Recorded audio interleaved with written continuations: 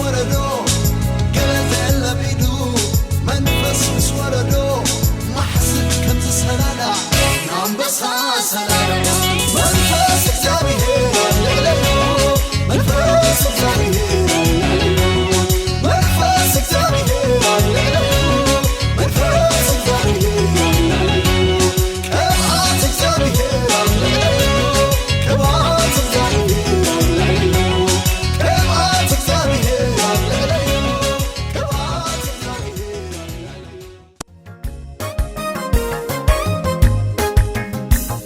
በሳናን መግደል ለምጄ እንዴት ልመለስ ጎልያድን ፈርቼ ልጅ ነው አትበሉኝ የልጅ ነገር ጎልያድ ይወድቃል በአንዲት ጠጠር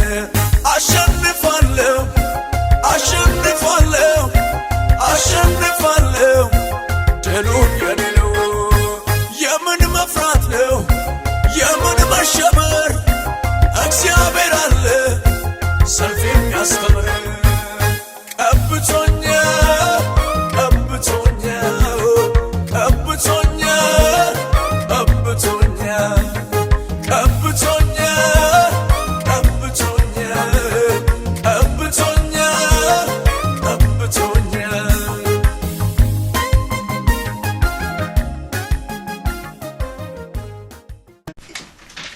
ጎይታ ይመስገን አለኹም ሳይኩላትኩም ሐቂ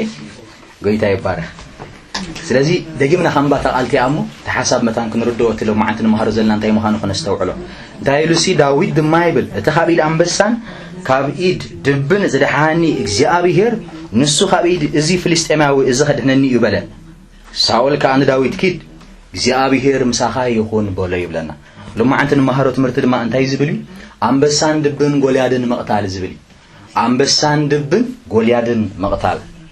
አንበሳን ድብን ጎልያድን መቕታል እግዚአብሔር መስገን እዚ ጥቅስ እዚ ከም ዘበምና ይሕዋተይ ሓደ ስእሊ ሓደ ኣብነት እዩ ንዓና ንክርስቲያናት ከም ዳዊት ብሓቁ እኳ ንሱ ብስጋ ማለት እዩ ምስ አንበሳን ምስ ድብን ተተዋገአ ምስ አንበሳን ምስ ድብን ምስ ጎልያድ ተተዋገአ ነገር ግን ዝገርመኩም ሲ ንሕና እውን ኣብ ህይወትና እንታይ ኣለና እዩ አንበሳን ድብን ከምኡ ድማ ጎልያድ እንታይ ንግብርና ንዋጋ ኢና ንቃወም ኢና ኣለና እዚ መንፈሳዊ ሐሳብ ዘመልክት ዳአሉ ዳአምበር እግዚአብሔር አምላክ ተመስገነ ይሁን ሕጂ ናብ ቤተ ገረጊሽ ከይድና አንበሳን ድብን ክንዋጋ ማለት አይኮነ እግዚአብሔር አምላክ ተመስገነ ይሁን ወይ ድማ ኣብዘለው ቦታ ከይድና ምስ አንበሳን ምስ ድብን ክንዋጋ አይኮነ እግዚአብሔር ታይ ዝገብር ዘሎ ዝጽዋዓና ዘሎ ግን ኣብዚ ግን አንበሳን ድብን ክብል ከሎ ንዓና ብፍላይ ማለት ከም ዳዊት ከይድና አንበሳን ድብን ክንራኸብ አይኮነ ግን ንሕና ግን ኣብ ህይወትና ግን ከም አንበሳ ዝኣመሰሉ ከም ድቢ ዝኣመሰሉ ከምኡ ድማ ከም ጎልያድ ዝኣመሰሉ ጸላእቲ ይመጹና እዮም ስለዚህ ናይ ሎማዓንቲ ኣርእስቲ ትምህርትና እንታይ ዝብል እዩ አንበሳ ድቢ ጎልያድ መቕታል እግዚአብሔር መስገን ክንዲኹም እስከ ሎማዓንቲ በዚ ምሸት እዚ እግዚአብሔር መስገን አንበሳን ድብን ጎልያድ ክቐትል እዩ ትብሉ ክንዲ ኣለኹም እግዚአብሔር አምላክ ተመስገን አሜን ምክንያቱ ሕዋተይ ዳዊት እግዚአብሔር መስገን ኣብ ህይወቱ እግዚአብሔር አንበሳ ሆነ ድቢ ከምኡ ድማ ጎልያድ ንኽቐትል ጎይታ ኣላሚድዎ ጎይታ ኣዘጋጅዎ ጎይታ እንታይ ገይርዎ ቀሪጽዎ ጎይታ ድማ ኣዘጋጅዎ ማለት እዩ ስለዚህ ሕዋተይ ክብርና አምላክ ይኹን ንዓና ንኣመንቲ ድማ ዓብ ትርጉም ስለ ዘለዎ እቲ ቀደም ዝተጻሕፈ ድማ ንዓና ንትምህርትና የተጻሒፉ ብናይ እግዚአብሔር ቃል በተን ቀደም ዝተጻሕፈ ጽሑፋት ንዓና ተስፋ መታን ክኾነልና ይብል ብኡ ድማ ተማሂርና እንተ ክንገብር ዓወት መታን ክንዕወት እግዚአብሔር እንታይ ይብለና ኣሎ ማዓንቲ ድማ ኣብ ህይወትካ አንበሳ ኣሎ ኣብ ህይወትካ ዝመጻካ ድብሎ ጎልያድ ኣሎ ግን ሓደ ጥራይ ኣይኮነን ብዙሓት እዮም ምክንያቱ ነቲ ሓደ መሳሕርካ ካሊ ይመጽእ ስለዚህ ሶኒ ካብ ገዛኻ ኣብ ክትስቕ ከለኻ ስራሕ ክትከይድ ከለኻ ከምኡውን ሰሉስ በዚ ሰሞን እዚ ክትከይድ ከለኻ ዝመጹኻ ኣናብስ ኣለዉ ዝመጹኻ ድብታት ኣለዉ ዝመጹኻ ጎልያድ ኣለዉ ከመይ ኢልካ ትስዕሮም እግዚአብሔር መስገን ከምቲ ዳዊት ገይሩ ዝቐተሎም ከመይ ጌርና ንሕና ንቐትሎም ጎይታ ይባረክ ሎሚ ድማ ክንሪኦ ይግባአና ኣሜን ስለዚህ ሕዋተይ ኣነስ ከበሉ አንበሳ ድቢ ጎልያድ ክቐትል እግዚአብሔር ጸዊዕኒ ኣሎ ክብርና ኣምላኽ ኣሜን ይኹም ኣለኹም አንበሳ ድቢ ጎልያድ ንዓና ጸባ የመልክት መከራ የመልክት እትና ህይወት ግድላት የመልክት ዝመጻና ዝተፋለየ ማዕበላት የመልክት ግናኸ ኩሉ ግዜ ከም ንዕወት ኣብዚሎም ማዓንቲ ናይ ዳዊት ህይወት ብምርኣይ ናይ ዳዊት ታሪክ ብምርኣይ ሓደ ንመሃሮ ንህይወትና ዝኾን መምርሒ ንህይወትና ዝኾን ፕሪንሲፕል ከም ንቕበል ኣሕዋተይሎም ማዓንቲ ርግጸኛ እግዚአብሔር መስገን በመጀመርያ ኣብዚ ቃል እዚ እንታይ ኢሉሲ እቲ ኻቢድ አንበሳ ኢልዎ አንበሳ እንድሕር ከይድና ርኢና ኣነ መጽናዕቲ ገይረ ከመይ ምዃኑ አንበሳ ከይደ ኣንቢበ ኣለኹ እንታይ ይብል መሲልኩም 250 ኪሎግራም ይምዘን አንበሳ 250 ኪሎግራም ካብኡ ንላዕሊ እውን ዝምሰን እንስሳይ ዝገርመኩም ኣብ ሓደ ኣብ ዞናይ ከምዚ ልክ ዓም ቤተ ገርግሽ ማለት እዩ ኣብ እንግሊዝ ዳርጋ 370 ዝኣክል ክብደት ዘለዎ ኣንበሳ ከም ዝነበረ እዚ ድማ ሬኮርድ ዝሰበረ ብክብደት ማለት ምዃኑ እንግሊዛውያን ተዛሪቦም ኣለዉ ቅድም ማለት እዩ በቀደም ዓመታት መዚኖሞ ዝነበሩ አንበሳ ብጣዕሚ ሚዛን ኣለዎ ብጣዕሚ ሓያል እዩ ብጣዕሚ ድማኒ ገዚፍ እንስሳ እዩ ብድሕሪኡ ድማኒ 2 ሜትሮ ዝኣክል ክሳብ 60 ዝኸውን ድማ ንውሓት ድማ ክበጽሕ ይኽእል ካብ ሜትሮን ክሳብ 70 ከምኡ ድማ ክሳብ 2 ሜትሮን 50 ዝምንዋሕ ንውሓት ድማ ክነውሕ ይኽእል እዩ አንበሳ እሱ ጥራይ ኮነ ኸኣኒ ቁመቱ ኸኣ እንድሕሪናያ ኸኣኒ ሜትሮን ዳርጋ 26 ሴንቲሜትር ሜትሮን ዳርጋ 30 ይበጽሕ ድማ بقومته خان دحرينا بتعمي حيال إنسان ناتو سنة دما زكاني زباهل مالتي زكاني ناتو سني درجة 8 سنتيمتر نوحات هاللو بتعمل دحر ده حيزوكا سيبقلي له ختم اللي تغل نجرا يخونك عم بسا وحدي عم بسا فيروش زخنة إنسان بتعمل برتع زخنة إنسان بزح جزء فيلم خلقه خلو كم نقول عم بسا جرم زقربه فيلم تاعتالو نقول عدما لاين كينج زبل حكيله فيلم جرم له مبزحته جزء عم بسا هرق خلو هم تايزره كم ناي برخا نقص كم ناي برخا حيال السوسين خلاتهم إنسان خمس جز جرم يريوه بتعمل حيالي زورمكم كعم بسا أني أنا بتعمل خب كل الناس هذه دوكيومنتاري فيلم بتعمل إني رندي أنت إذا قبري 5 لكم نزل السخر خبان كله كسادن حيزو حقان حيزو بقليل يزقل مثلا حيل له بقليل اتناتو مانجا حيل سلازلو كساد يقول مت كم دم حقان تاي قبري يسبري سلاز حواتي نزل 5 عام السلة أنبسا بجهد بسجاي داوي تاجرو تواجيو ما قتيلو أزجن بحيلي كون جرو حواتي أجزاء هير أدحاني لقيت هاي مسكن سلازك جزاء حيلي هو ولا مالتي بمنفس عملاك نزخ سعره زخيل مالتي مغنياتو كبنا زي حيل مخانو ترتر يبلنا اللهم دحواتي أم بس كبنا يحيلي كبنا العلاق مناي صلاينا سلازخنا جن جزاء جن تخبر له حيل خبك له كم تداويت زبله كبن بس خبد بزلحان زبله جزاء هير دماي كابزوم صلاتنا زي مكدحنا زخيل سلاز عملاك كبدحانو عملاك حيلي هو نتوم صلاتو نمبسان ندبن خقتل مالتي سلازي حواتي بتعمي حيال انسساي أنبسا بتعمي صوتها إلا نمس أنبسا بدحري دما أنبسا دما خمنتاي ملكت جيرم كايري هو أبو عالم نجزا روس أبي طبعا حركتكم ريهم سنين نقصنا جرما كم زلوا انسسا ويكاني تعبيت دما يري أنبساها وي دما جنزب حبت دما يري يملكت أنبسا وسترا دي كونا خاني أنبسا دما انتهى يملكت لكع كمزي مشالو لعلنا دما يري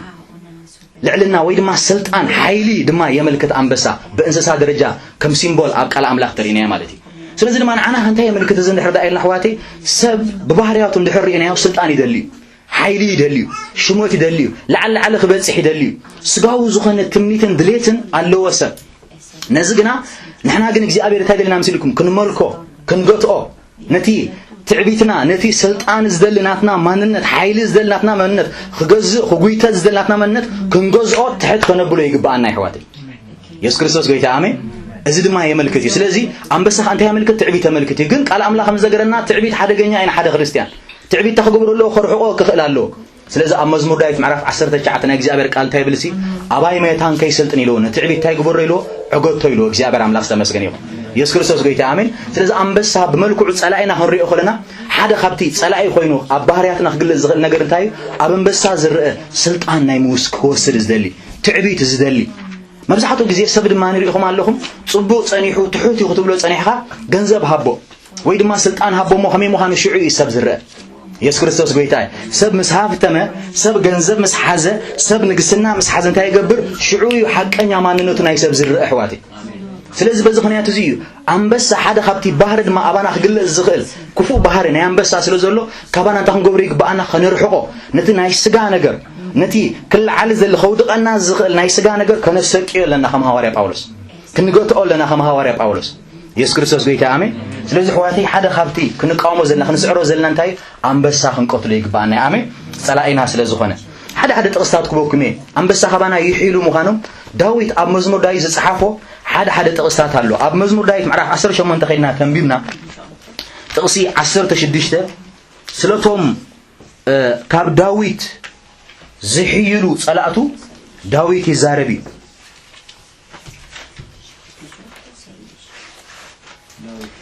داويت معرف 10 شمنته تقصي 10 شوعته داويت معرف 18 تقص 17 انتهي بلسي اتبرتعن صلايي اتوم زصلؤنن حيلومن نبرمو كابኦም አናገፈኒ ይበል صلاتنا داويت كمن يرم برتعات يرم حيالات يرم اسك حيلومن اسكبل مسا برتعات يم ስለዚህ አንበሳ ድብ ይሄልዮም ካብ ዳዊት ግን መን ይخبዚአቶም አናጊፎ እግዚአብሔር አናጊፎ ሆዋቴ አንበሳ ድብ ይخንቀትል ዝናዘልና እግዚአብሔር ቃል ካባና ዝሒል ስለዝኾነ ግን በደገፍ አምላክ ግን احنا ክንዕወተው ይንሕዋቴ كميلو داويت كم استعوت لهم ما عن تقنقركم أبيوتكم ما سون خطوسو خلهم سرعهم كله خلهم بسومون كله خطحلفوا خلهم زمتعكم كل صعبان مكران وجنا هيوتكم سعركم وهم تاخذ لهم ما عن تاخذ ماريخ موادي بزت مرتزي نعوت هيوت كم بروكم يبيت آمين سلازي داويت تيموت أولوس دما أبكلاي تيموتوس تزاربو أبكلاي تيموتوس أبزي حجي داويت بسجاي مسنبسات قاتيمو أولوس جنا بسجاي كونه أبزغن سلا أنبسا زبلهم زلو سلا أنبسا بجهودو زي كونه سلا سبات ويلما سلاتهم أوكيا سلاتهم قطفوز دليو سلاتهم وانجيل كسبخ زي دليو سلاتهم علامة عملا هدوو تخفصمو زي دليو سلياتهم اللي زارب دول دا أنبر سلا بسقامس إزواغو أنبسا يكونه لذلك كالايت إماتوس معرف أربعة تقص 10 شوعة 10 شمونتن كم زيبل انتهي بل تسبكت بآي ما انتخم الله كلهم عذابون ما انتخ سمعنا قنا قويتا وملي أبرت عني كاباف أنا بسون أنا قفني كاباف أنا بس أنا قفني قول حجينا دوم أنا بس زبلهم زل حواتي بس جاز مطو أنا بس هيكون سلا نجوس نيرو سلا إسار يود زارب زلوا سلاتهم قطفوا حسبون وانجيل صلوا سلا روماويان يزارب الله سلاتهم صلاة تصدق سلاتهم صلاة وانجيل سلياتهم يزارب زلوا كم تمثال جيريو أغريبو زل خبرنا أملاك يقول جن داويت جنا مسنبس ساي بحق تواجي كمون دانيالون بحقي بسجا مالتي أبغى قوات نيانا بس يوم دربي مو جن إجابير جن بسجا يخونه كمود ما بسألي يخونه أنا بس عم أسأل نجاري موصنا أمه حواتي كاب كلهم كم زنا قفلنا خن ترى بلنا نامي سلزق إجابير كابن بس أقول لك زي يدحني قوي تاي مسجا أما نجا قوم حليفه أيه بناني خبرنا السمي يقول يسوع كريستوس قوي تاي حواتي كم كريستيانات مثلا صلاتنا بوزحاتي صلاتهم بوزحاتهم هنا جن تحققوا مغنياتو أبتصبوا بدرجات تأخذ لهم مالتي نجزي أبيهر تقول قلوا نجزي أبيهر بحق مسوت مالس علىهم مالتي خبرنا عم لخيهم مغنياتو الحر صلاة زي بالكاس والكام سالم تسامع خلها مالتي سهاجن مس عالم كتسامع يا بالكان خبرنا عم لخيهم سهاجن فعل أملاخ تقبل خات تسويها خبرنا عم لخيهم سلذ كل جزي أبيهر زقوب دما أنا بس يتسوهم دبتات يموتوهم قوليادات يلعلوهم سراويت يلعلوهم ساتهم جن أي فرحنيهم بجزي أبيهر بأملاخهم يمون جزي أبيهر كحيل استراتيجي كم دما نجزي أبيهر طب مستوى عليه هو ما يعوتون دما خبرنا عم لخيهم يسوع كريستوس قوي تامين سلذي أبي هو كانت أخذ اللوسب أنت عينك هم بس هيمسك هذا اللوس كبلوا كتعوّت اللي خابلوا قوي تام مسجد كتعوّت اللي خا خبرنا عم لخيهم أب مزمور داويت معرف 20 كلتن كيدنا خنا ببينا مزمور داويت معرف 20 كلتن تقصي 20 حدا كم زبلك قال له مزمور داويت معرف 20 كلتن تقصي 20 حدا تايبلسي كاب أف أنا بس أدحنني كاب قرن قباي دما سمع كاني كاب أف أنا بس تاي قبر كاني أدحنني كاب قرن قباي دما سمع خاني خبرنا أملاك يكون حوادي إجابير يدحني خبرنا أملاك يكون كاب أف أنا بس إجابير يدحننا ناي جن أم بس خاقليو خا بسبب كوين مغنيات الشيطان بسبب بسبات كا نبانا يلا أخندو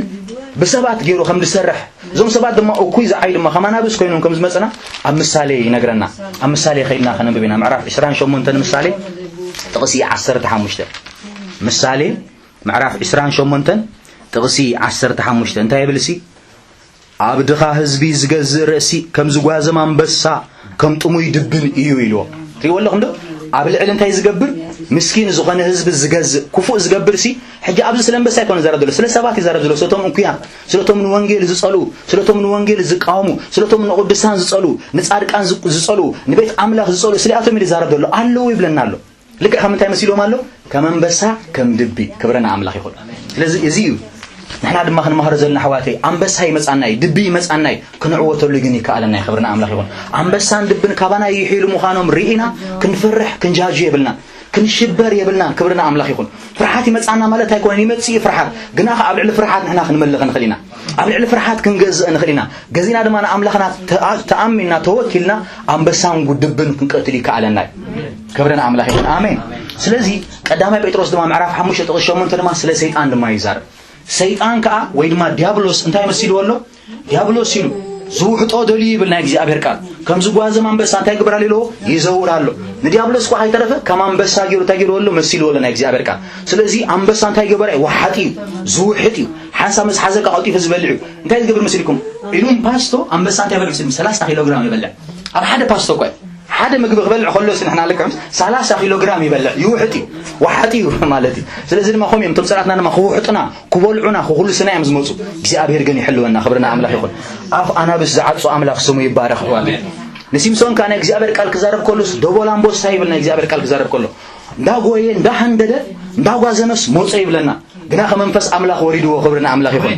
ልክ ዕድማ ማሐሰ 50 ዕድማ ሰላሊዑ ይብለና እግዚአብሔር ቃል ሕዋቴን ሕና ክንሳውዕና خبرنا أملاك يقول بحيل أملاك ክንስዕረና خبرنا أملاك يقول ዝኾነ ይኹን አንበሳ ቢወትኩም ምጽኩም ዘሎ ክትዕወቱ ለይኹም ትሕስኩም ወቅት ኮዲኹም ጎይታ ይመስል በኋላይ ደረጃ ድማ ድቢ ኢልዎ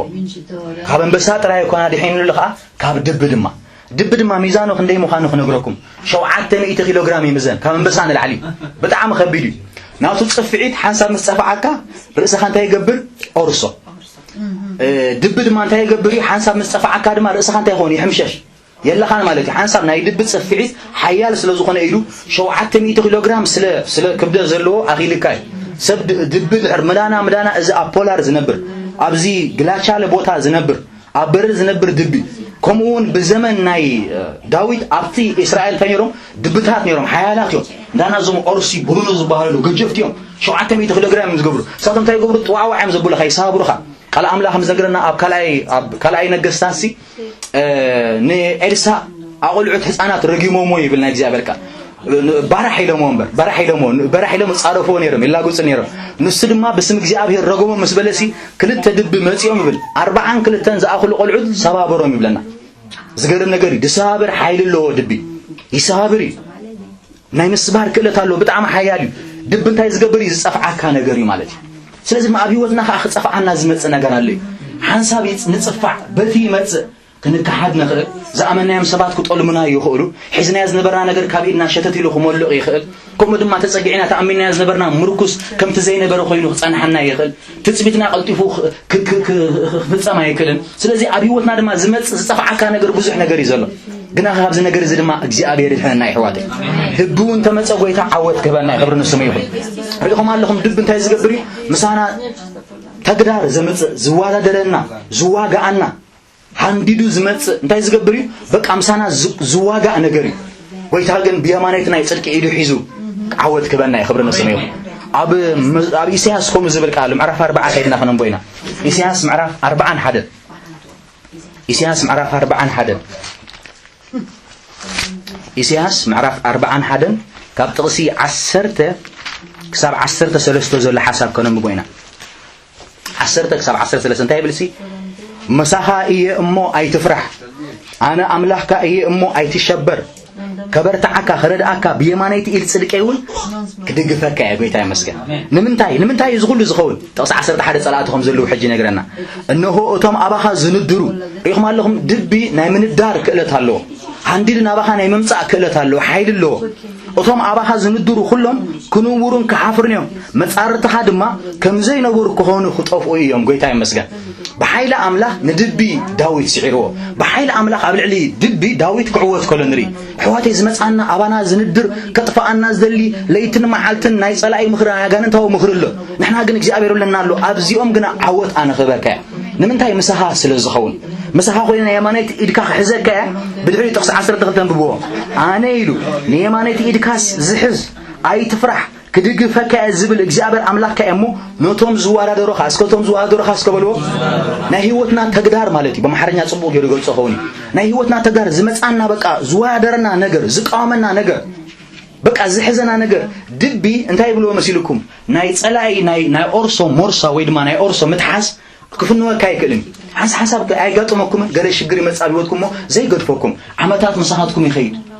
ክልወጥዩ ዝበልኩሞ ነገር ሒዙኩም ሲ ደድሕሪኩም ኸይድ በቃ ክግድፎኩም ዘይክእል ነገር እዩ ዘይፍንወኩም ኣሳርሐይ እዚ ናይ ድቢ መንፈስ እዩ ክወቃዕ ዘሎ ይኽብርና ኣምላኽ ይኹን ኣይ ገድፈካን ኢልስ ዝዋሃደረካ ዝቃወመካ ነገር በቃ ኣይለቆን እዚ ሰብ ዚልስ ሓንሳ ምስ ሓዘካ ዝገድፈካ ዘይደሊ ናይ ድቢ ኢድ ብጣዕሚ ሓደገኛ ይሕዋተይ ብጣዕሚ ሓደገኛ እዩ ስለዚ ከምኡ ስለ ዝኾነ እንታይ በናል እቶም ዝዋገሩኻ ግን ክደልዮም ኢኻ ኣይክትረኽቦምን ካኢኻ እቶም ዝዋግኡኻ ድማ ኮንቱ ገለ ከም ዘይነገሩ ክኾነ ንምንታይ እግዚአብሔር ኣምላኽካ ምሳኻ ስለ ዝኾነ ስለዚ ድማ ድቢ ድማ ከምዚ ምዃኑ ንፈልጥ ኣለና ኣሕዋተይ ንርእሲ ይብል ናይ እግዚአብሔር ቃል ክዛረበና ነቶም ዝጸልኡ ንጻድቕ ማለት እዩ ንግዚኡ ይርአ ዳሕራይ ግና ኣብ ስፍሩ ይርከብን ይብሎ ናይ እግዚአብሔር ቃል ኣሕዋተይ ድቢ ድማ ከምኡ ክኸውን እግዚአብሔር ምሳኻ ተሎ ንግዚኡ ምናልባሽ ከፋርሓካ ይኽእል እዩ እግዚአብሔር ግን ኣብ ልዕሊኡ ከዕውተካ ይኽብር ንስን ይኹን ኢየሱስ ክርስቶስ ጎይታ ሳልሳይ ድማ ጎልያድ ድማ መጽኡ እግዚአብሔር ሕጂ ኣላሚዱ ወይ እግዚአብሔር ኣብ ልዕሊ ድቢ ኣብ ልዕሊ አንበሳ ተላሚዱሉ ሕጂ ዳዊት ሕጂ ተዘጋጅሉ ዳዊት ካብኡ ድማ ሕጂ ድማ ካብኡ ዝኸፍእ ከዓ መጽኢኻ ሕጂ ድማ ጂጋንተ መጽኢ በቃ ጂጋንተ በቃ ዓብ ዝኾነ ንጉዕ ዝኾነ ሰብኣይ ይብሎ ናይ እግዚአብሔር ቃል ክዛረበ ኣሎ ካብቶም ደቂ ዓናቕ ይንሱ ካብቶም ንጉዓት እዩ ፍልስጤማዊ ካብ ዘር ናይቶም ጂጋንተ ዝበሃሉ ከባቶም እዩ ጎልያድ ድማ ንዳዊት መጽኢዎ ኣብ ህይወትና ድማ ኣሕዋተይ ካባና ዝዓቢ ነገር ዝሒል በቃ ኦሮማይ ንብሎ ጸገማት ክመጽእ ይኽእል እዩ ጸባ መከራ ክመጽእ ይኽእል እዩ እግዚአብሔር ናብ ልዕሊ ዓወት ከመና ኣሜን ኣሕዋተይ ጽኒሕልና ክርኤና ናይ ዳዊት ኳሊቲ ወይ ድማ ምስጢር ናይ ዓወቱ እስከንበሎ ናይ ዳዊት ምስጢር ናይ ዓወቱ እንታይ ምዃኑ ጽኒሕልና ክርኤና ግን መጀመርያ ግን ጎልያድ ከመይ ምዃኑ ከይድና ክነንብቦ ኢና ተቓል ኣምላኽ ኣብ ቀዳማይ ሳሙኤልና ንረኽቦ ጎልያድ ክንድምንታይ መንባሩ ዕቤት ናይ ጎልያድ ግዝፊ ናይ ጎልያድ ኣብኡ ናይ እግዚአብሔር ቃል ተንቲኑ ዘርዚርና ኣሎ ቀዳማይ ሳሙኤል ምዕራፍ 17 እግዚአብሔር መስገን ቀዳማይ ሳሙኤል ምዕራፍ 17 ካብ ጥቕሲ 4 ክሳብ 7 ዘሎ ሓሳብ ክንብቦ ኢና እንታይ ይብልሲ ካብ ሰፈር ፍልስጤማውያን ከዓ ጎልያድ ዝስሙ በዓልጋት 6 እመት ስድርን ዝቁመቱ ተቓላሲ ሰብኣይ ወፀ ቁርዓ ርእሲ ኣስራዚ ድማ ነገሮ ከም ቅራፍ ዓሳ ዝበለ ድርዑውን ተኸዲኑ ነበረ ሚዛን እቲ ድርዕ ከዓ 5 ሲቃል ኣስራዚ እዩ ኣብ ሰለፈቱ ድማ ስረ ኣስራዚ ኣብ መንጎ መናኸቡ ከዓ መዝረቕ ኣስራዚ ነገሮ ዛብያ ምሕላስውን ክንዲ መንደረሽ ዓላማይ ነበረ እቲ ብልሒ ሕላሱ ከዓ 600 ሲቃል ሓጺን ይምዘን ነበረ እቲ ጸዋር ዋልትኡ ድማ ቅድሚኡ ይኸይድ ነበረ ድሮ ጥራይስ ናይ እግዚአብሔር ቃል ኣብዚ ክገልጾ ከለኒ ጎልያድ ትርኢቱ እንታይ ዝገብር እዩ ዘፍርሕ ትርኢት ኣሎ ብጣዕሚ ዘርዕድ ዘንበድብድ ትርኢት ኣሎ ብጣዕሚ ሓያል እዩ ሕጂ እስኪ በዚ ሕጂ ዘለና ዘመን ክንትርጉሞ እቲ ግዝፈቱ ጎልያድ ክንድምታይ ዝኾን ነይሩ ማለት እዩ ኣስታት 2 ሜትሮን 76 ዳርጋ 3 ሜትሮ ማለት እዩ መንዋሖ ነይርዎ እሱ ጥራይ ደይኮነ ከዓ ሚዛን ናይቲ ተኸዲንዎ ዝነበረ ድርዕ ድማ ክንደይ በፅሕ ነይሩ ክብደቱ ናይ ሚዛን ናይቲ ድርዑ ዝጥራይ ዝነበረ 60 ኪሎግራም ይምዘን ነይሩ ኣሕዋተይ 60 ኪሎግራም ተሰኪሙ ዝኸይድ ዝነበረ ሰብ እዩ ግዝፈቱ ሓይሊ ረኣይዎ ብጣዕሚ ገጅፍ እዩ እሱ ጥራይ ዘይኮነ ከዓ ብልሒ ናይቲ ሰይፉ ድማ ክንድምንታይ ክብደት ነይርዎ እቲ ሰይፉ ብብሩር ዝምዘን ነይሩ 7 ኪሎግራም ይኸውን ነይሩ ኢየሱስ ክርስቶስ ጎይታ ግን ነዚ ከምዝ ዝኣመሰለ ጎልያድ ግን ምዝ ኩሉ ግጅፈቱ ምዝ ኩሉ ሓይል ምዝ ኩሉ ዕቤቱ ዳዊት ስዒርዎ ጎይታ ይመስገን ብንእሽተይ እምኒ ዳዊት ክስዕሮ ከሎ ንርኢ እታ ንእሽተይ እምኒ ኮነት ዳዊት ንፉዕ ስለ ዝነበረ ኣይኮነን ግናኸ ብድሕሪ እቲ ዳዊት ዝገብሮ ዝነበረ እቲ ዝተኣመኖ ኣምላኽ ምስ ዳዊት ኮይኑ ተዋጊኡ ኣሎ ክብርና ኣምላኽ ይኹን ኢየሱስ ክርስቶስ ጎይታ ንሕና ድማ ኣሕዋተይ ጎልያድ ኣብ ህይወትኩም መጺእኩም ዘሎ ዘፍርሕ ትርኢት ክህልዎ ይኽእል ይፈክሩን ክህሉ ይኽእል ኣብ ህይወትኩም ቀጥፋእካ እንዳበለ ከሙተካ እንዳበለ እግዚአብሔር ግን ለና ኣሎ ኣነ ክዕውተካ ጎይታ ይመስገን ንእስራኤላውያን 40 መዓልቲ ዝኾኑ ፈኪሩሎም ሓደ እኳ ተንከሲሉ ዝኣቱን ዝወፅን ኣይነበረን ንጉስ ሳኦል ኮነ ምስ ኩሉ ቁመቱ ምስ ኩሉ ግጅፈቱ ምስ ኩሉ ግብዝናው ተሓቢዩ ረዓዲ ሒዝዎ እስራኤላውያን ተኾነ ምስ ራእይዎ ጥራይ ተሸቢሮም ነዚ ሰብዝስ መንኮን ቆጥፎ ይኽእል እዚ ሰብዝስ ኣብ ቅድሚ መንኮን ደው ክብል ይኽእል ኢሎሞ ዳዊት ግና መጽ እግዚአብሔር ኣምላኽ ዝተመስገነ ይኹን ንኣምላኹ ዝፈልጥ ዝነበረ ንኣምላኹ ውግእ ካብ እግዚአብሔር ዝተማሃረ ኣምላኽ ዘላሙዶ ኣምላኽ ዝዓለሞ ናይ እግዚአብሔር ሰብ ዳዊት ግና መጽ ጎይታ ይመስገን እምነት ዝነበሮ ሰብ ምስጢር ናይ ዓወት ትግሎም ማዓንቲ ናይ ዳዊት እንታይ መንባሩ ክነግረኩም ይሕዋት ዓቢ ናይ ዓወት ምስጢሩ ናይ ዳዊት ኣንበሳ ክቀትለሉ ዝኽኣለ ድቢ ክቀትለሉ ዝኽኣለ ካብኡ ሓሊፉ ድማ እቲ ዝኸፍአ ንጎልያድ እውን ክቀትለሉ ዝኽኣለስ እንታይ ነይሩ ሪኢኹም ኣለኹም እግዚአብሔር ካብ ሓደ ናብ ካልእ ደረጃ ካብቲ ዝነበረ ናብ ካልእ ደረጃ ኣሳጊርዎ ንኣብነት ኣብ መዝሙር ዳዊት ምዕራፍ 27 ከድና ተንቢብናሲ እቶም ናይ ዳዊት ጸላእቲ እቲ ደረጃኦም እንዳወሰኸ ከም ዝኸይድ ቃል ኣምላኽ ኣው ይነግረና ኣብ መዝሙር ዳዊት ምዕራፍ 27 ብዙሕ ግዜ ዝጥቕሲ እዚ ምዕራፍ እዚ ኣንቢብኩሞ ክትኮኑ ትኽእሉ ኢኹም ብርኣይዎ እንታይ ኢሉ መሲልኩም ኣው ዳዊት ክዛረብ ከሎ ጸላእቱ ስለ ዘለዎ እንዲ ከምዚ ኢሉ እግዚአብሔር ብርሃነይን ምድሓነይን እዩ ካብ መንዳ እየ ዝፈርሕ እስከ ካብ መንዳ እየ ዝፈርሕ እስከበሉ ካብ ድቢ ይፈርሕኒ كابن بس يفرحني كابقول ري يفرحني مالتي اللهم نمسح እግዚአብሔር ኃይል ህይወተዩ ካመን ዳይዝ ስምብት ጎይታይ መስገን ኢስራኤላውያን ሰምቢዶም ሳኦል ተሐቢው ዳዊት ግና አይሰምበደን ክብርና አምላክ ይሁን ጥቅሲ ክልተ ኸአራይውኻ ሕጂ መን ክብል ጸኒሑ ገለግለ ሰባት የሚሮም ብዙሓት ሆናይ ነበሩን ተንጸላቱ ብድሕሪኡ ግን ኣብ ጥቅሲ ክልተ ግን ከድኩም ተሪኹሞሲ ክበዝሑ ጀሚሮም ተንጸላቱ ሓደ ንገሊኣቶም መን ክብሎም ጸኒሑ ሲዕርዎምሲ መን ክብሎም ጸኒሑ ድሕራይ ካስ ብዙሓት ገበርቲ እከይ ተንሲኦሞ تأصلت خان تابلسي جبرت كين السجاي كوحتو حدقا مس ودقني ودرنيا تاتي صلاتين اسك صلاتي اسكبلو ومن قبلو صنيحو حدز نبرس حجو خنديو خينو بوزحات خينو صلاتي ولا مال اللهم لم سيحواتي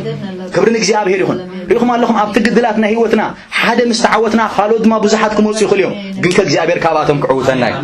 ودرنيا صلاتي بعلاتهم تزابعوا مو ودقو خقاومني له حجي خاني بزيحهم كحجها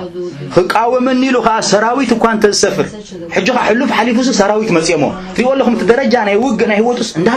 እንዳበዝሕ ይኸይዱ ግን አጆኹም ህዋቴ አቡኳ ተኾነ ተጸላይኹም ዓወትኩም ድማ እግዚአብሔር ከዕብየ አቡኳ ተኾነ ተጸላይኹም እግዚአብሔር ከአ በተዓወትኩም ንዓኻትኩም ከኽብረኩም ማለት በተዓወትኩም እግዚአብሔር አባኻትኩም ከኸበሪ ማለት በተዓወትኩም እግዚአብሔር አባኻትኩም ክረይ ማለት ይኽብርና አምላክ ይኹን ኢየሱስ ክርስቶስ ጎይታይ ልበይ አይፈርሕን እስከ ልበይ አይፈርሕን እስከበሉ ኩናቱን ተዝላ ዓለኒ እምነት አለኒ ጎይታይ መስገን ኩናቱን ብዙሕ ኩናቱን ተጠልዓነ ሰራዊቱን ተመጹኒ አነ ግና ክዕወተሎም ይኽብርና አምላክ ይኹን ሕጂ እቲ ምስጢር ናይ ዳዊት መጀመርያ ምስጢሩ ቀዳማይ ክጽሕፎ ዘለኩም እንታይ ነይሩ መስሊኩም ምስጢሩ ተባዕ ነይሩ ዳዊት ተባዓት ነይሩዋ በአምላኹ ተባዕ ነይሩ ቀዳመይቲ ስለዚ ናይ ዳዊት ምስጢር ናይ ዓወቱ እንታይ ነይራ ተባዓት ነይሩዋ ክብርና አምላክ ይኹን ኮራጆዞ ነይሩ እግዚአብሔር አምላክ ተመስገን ይኹን አውዳቸ ነይሩ ማለት ክብርና አምላክ ይኹን ተባዕ ነይሩ ማለት ዳዊት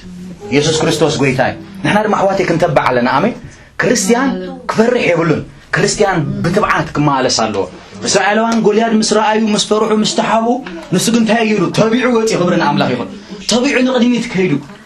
ኢየሱስ ክርስቶስ ጎይታይ ሪኢኹም ኣለኹም ትተባዕ ፍርሓት ኣይፈልጥኒ ማለት ኣይኮነን ፍርሓት ኣሎ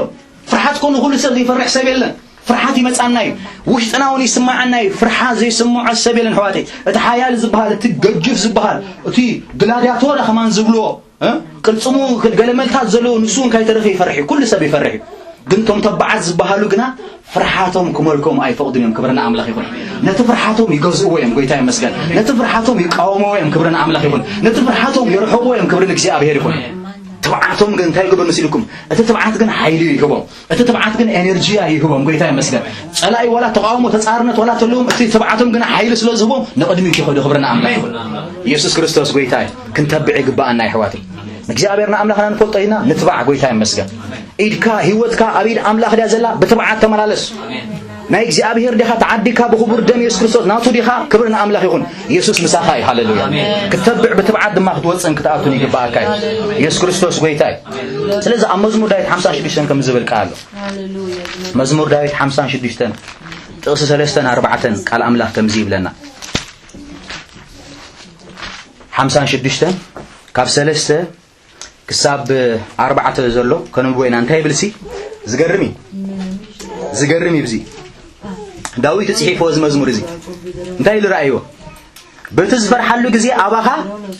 እውከል እስኪ በትዝፈርሐሉ ጊዜ እስከበሉ ስለዚህ እንፈርሐሉ ጊዜ እንታይ ገብር ይመጽ ማለት እዩ ሪኹም ኣለኹም ተተባዕ ፍርሓት ይሞጽ ማለት አይኮነን ተባዕ ዝበሃል ሓደ ሰብ ፍርሓት ይብሉን ማለት አይኮነን ግን ነቲ ፍርሓቱ ሆን ክገዝኦ ይኽእል ምክንያቱ ኣብ አምላክ ሽዑ ይውከል ጎይታ ይመስገን ኣብ አምላክ ይመን ኣብ አምላክ ስለዝተኣመንኩ ንፍርሓት ክገዝኦ ጎይታ ይመስገን ኣብ አምላክ ስለዝተኣመንኩ ኣብ ልዕሊ ፍርሓት ክገዝኦ ኮንትሮል ክገብር ጎይታ ይመስገን ሪኹም ኣለኹም እቶም ፍርሓቶም ኮንትሮል ዝገብሩ እንታይ ዝገብሩ ካብ ፍርሓት ሓሊፎም ምሽባር ይኸውን مرعاد يخون قد كبلو جمر مالتي شعو هوتهم كنترول يغبرن فريحهم سيزخونو بارالايز يخون مالتي نحر فريق حدا سن نحرقهم بارالايز بقى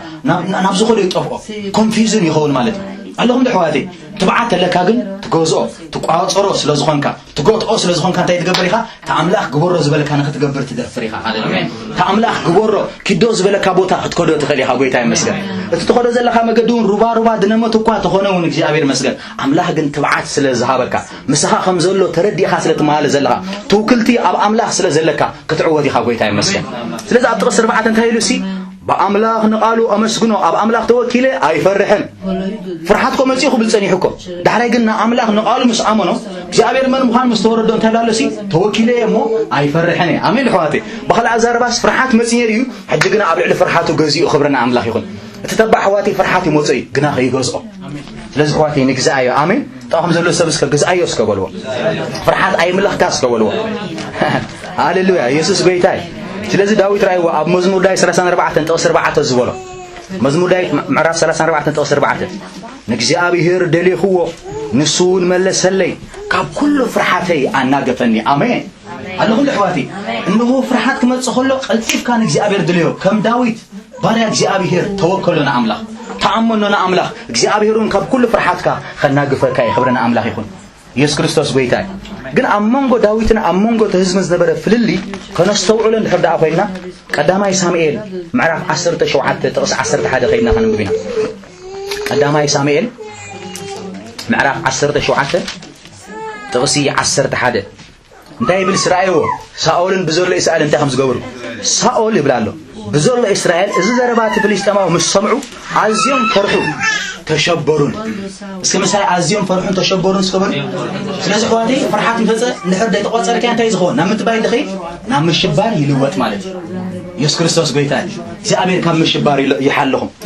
እግዚአብሔር ካብ መርዓድ ይሓልኹም እግዚአብሔር ካብ ምጅጃው ይሓልኹም እግዚአብሔር ካብ ቀጥቀጥ መባህል ይሓልኹም ኳቲ ይኹም ኣለኹም ሳኦልን እስራኤልን እንታይ ገይሮም ይብላለሲ ድምፂ ናይዚ ፍልስጤማው ምስ ሰምዑ ገና እኮ ይመፀኒ ዘሎ ገና ብርሑቕ ኮይኑ ምስ ፈከረሎም ፈሪሖም ረዓዳ ሓዞም ይብለና ዳዊት ግን ከምኡ ይነበረ ፍልሊ ናይ ዳዊት ድማ እተጠቕሰ ሕጂ ከይድና ከነንብቦ ኢና ኣብ ምዕራፍ 17 ጥቕሲ 24 ቀዳማይ ሳሙኤል ጥቅስ 17 እንታይ ብልሲ ኩሎም ሰብ እስራኤል ከዓ ነቲ ሰብኣይ ምስ ረኣይዎ ንጎልያድ ማለት እዩ ኣብ ቅድሚኡ እንታይ ገበሩ ይብለና ሃደሙ ኣዝዮምን እንታይ ገበሩ ፈርሑ እስከ ኣዝዮም እስከበሉ ኣብቲ ፈርሑ ኢልና ተሸበሩ ኢልና ኣብዚ ከዓ እንታይ ኮይኖም ሕጂ ከዓ ኣዝዮም ተፈርሓቶም ተኮይኑሎ ማለት እዩ ወሲኹ ምክንያቱ ክገዝዎ ስለ ዘይከኣሉ ዳዊት ግን ዝበሎ ነገር ረኣይዎ ትሕት ኢልና ንርኣዮ ካብ ጥቅስ 26 እንታይ ይላል ዳዊት ድማ ነቶም ምስኡ ደው ኢሎም ዘለው ሰባት እዚ ንሰራዊት ህያው ኣምላኽ ዘባጩ ዘሎ ዘይጉዙ ፍልስጤማውስ እዚስ መን እዩ እግዚአብሔር ኣምላኽ እስከ መን ይስከበሉ እግዚአብሔር ብርሃን እዩ ካብ መንዳኤ ዝፈርሕ እግዚአብሔር ሓይሊ ህይወት እዩ ካብ መንዳኤ ዝስንብት ኣለኹም ደሕዋቴ ይኹም ኣለኹም ትመዝሙር ላይ 17 ዘበና መጀመርያ ሕጂ ናብ ዝደጊሞ ኣሎ መን እዩ ኣይፈርሕን እየ ማለት እዩ ዝመፀ ነገር ይምፃእ ንጎልያድ ግን እግዚአብሔር ታክገብር እዩ እሕሊፉን ኣይክህበኒ ይኽእል እዩ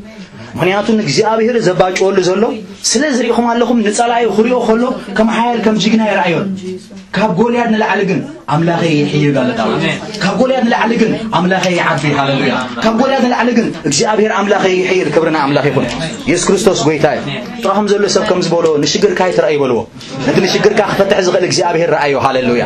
ንሽግርካ ይትመልከቶ ዕቤት ናይ መከራኻ ኣይትረአዮ ነቲ ኣብ ልዕሊ መከራኻ ዓወት ክበካ ዝኽእል ዓብይ ኣምላኽካ ተመልከቶ ኢየሱስ ክርስቶስ ጎይታይ ሕዋተይ ከም ዝኣመሰለ ኣመለኻኸታ ክህልወና ክኽእል ኣለዎ ክንፈርሕ የብልናን ኣሜን ኣሜን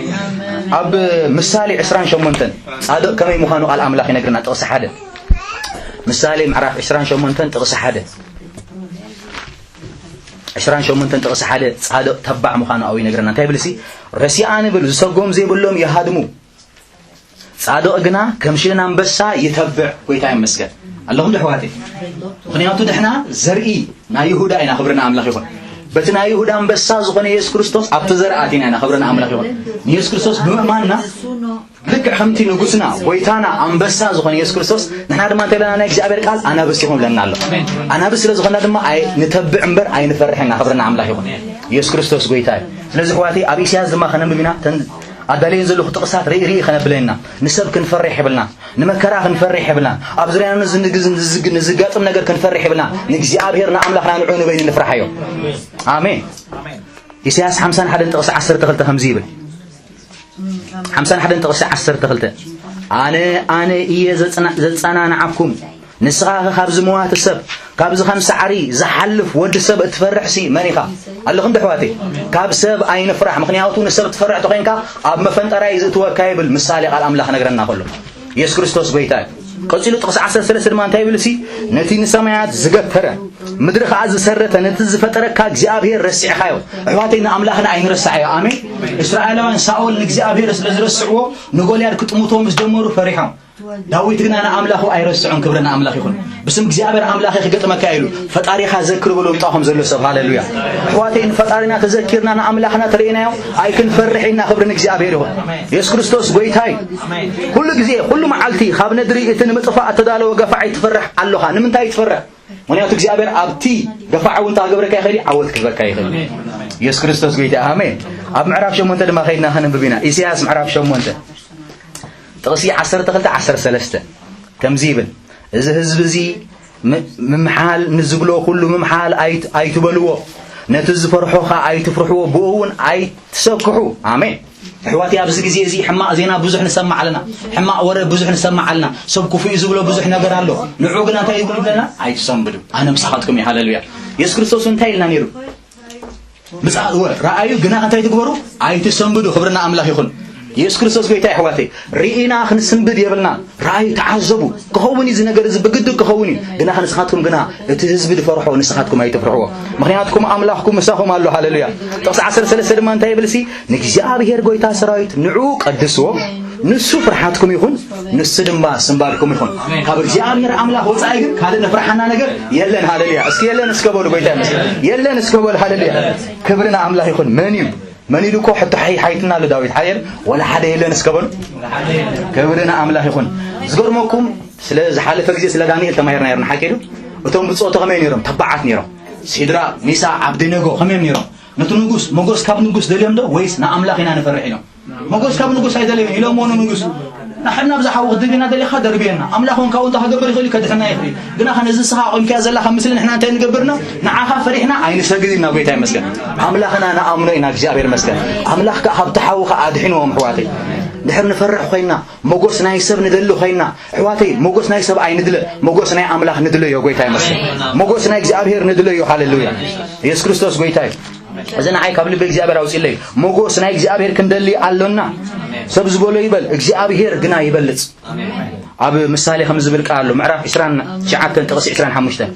مسالي معرف إسران شعاتن تقص إسران حمشته إسران شريف انتهي بلسي نسب مفرح عم فنتراي يتو بجابر زمن جنا أبدحاني نبر آمين